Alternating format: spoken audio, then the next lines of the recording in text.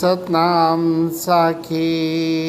आचार्य सद्गुरु स्वामी टेवराम महाराज की जय। श्री गुरुदेव जी महाराज एक कथा में बताते हैं कि युक्ति से किस प्रकार मुक्ति की प्राप्ति होती है।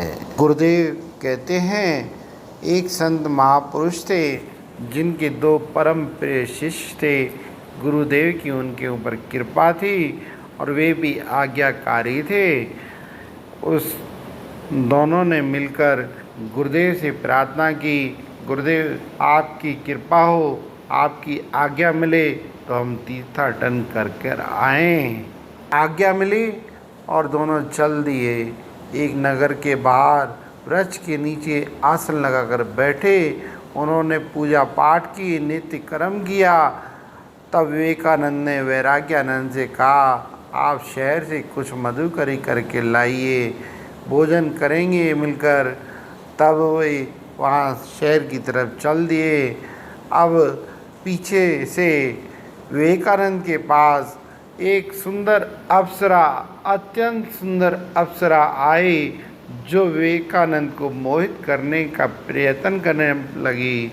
अनेक प्रकार की युक्तियाँ की। अप्सरा को देखते ही विवेकानंद ने भी युक्ति का सहारा लिया, अपना सिर नीचे कर लिया, मुख नीचे कर लिया और ज़ोर ज़ोर से रोने लगे। अप्सरा जैसे जैसे प्रयास करती, इसी प्रकार वो भी ज़ोर ज़ोर से रोने लगे। थोड़ी देर के बाद वैराग्यानंद आ रहे थे। अप्सरा ने देख लिया कि वह संत भी आ रहा है, तो वह वहाँ से अंतर ध्यान हो गई और वैराग्यानंद की आवाज़ को सुनकर अब विवेकानंद भी अपना मुख ऊपर करने लगे। और करते हैं तब उन्होंने पूछा वैराग्यानंद ने, विवेकानंद जी क्या हुआ, आप रो क्यों रहे हैं? किसी ने कुछ कहा है आपको, या शरीर में पीड़ा हो रही किसी प्रकार की? तब उन्होंने सारी बात बताई। सारी जानकारी मिलने पर अब वैराग्यानंद ज़ोर ज़ोर से रोने लगे।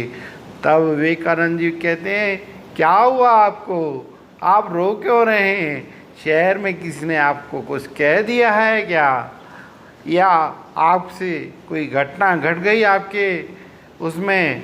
तब उन्होंने कहा, नहीं ऐसा कुछ नहीं हुआ, लेकिन आपने युक्ति के द्वारा गुरुदेव की कृपा से उस अप्सरा से मुक्ति पाली, पर अगर वह मेरे पास आएगी तब मैं क्या करूँगा, यह देखकर मेरे को ज़ोर ज़ोर से रोना आ रहा है।